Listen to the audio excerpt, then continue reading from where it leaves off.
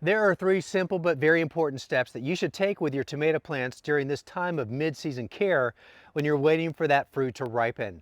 But these three steps will go a long way towards producing a much more productive harvest. Now, just to give you a frame of reference, I planted these as seedlings about 6 weeks ago, and they've done incredibly well. The key is great soil.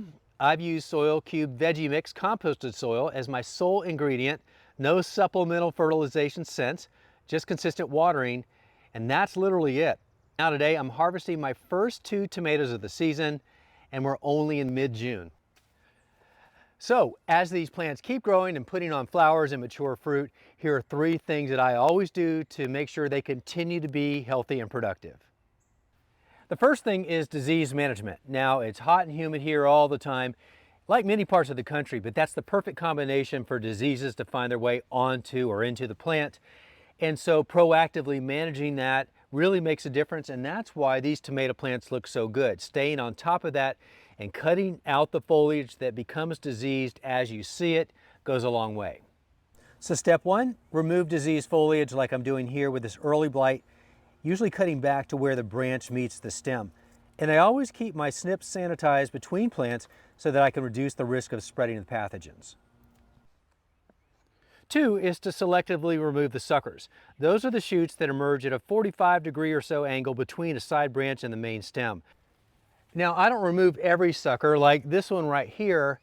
I'm going to remove that one, but the good thing about a sucker is each one is its own fruiting branch. So if you leave it, you'll eventually have fruit. But the downside is over time, you get a lot of those suckers, and that can crowd the plant and prevent the access to light and air circulation into the plant, which is the bigger issue for me.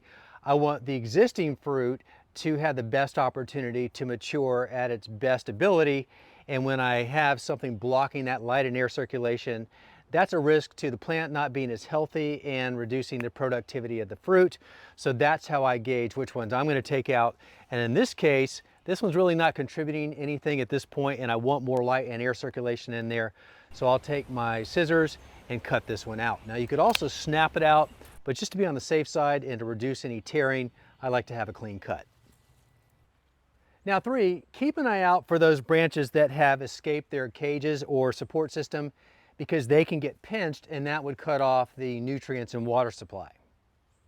As the fruit forms and adds weight, the branch droops even further, and then the tomatoes may never mature, but the fix is simple. I use Velcro garden tape, but you could also use rubber-coated wire, and then just secure the stray branches right up back against the cage, and they'll be as good as new.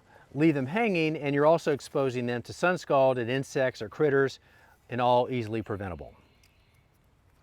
So the key takeaways for today: always start with great soil, good sunlight and consistent watering, and a little proactive care on your part, such as the 3 steps we talked about today, will go a very long way to healthy plants and a productive harvest.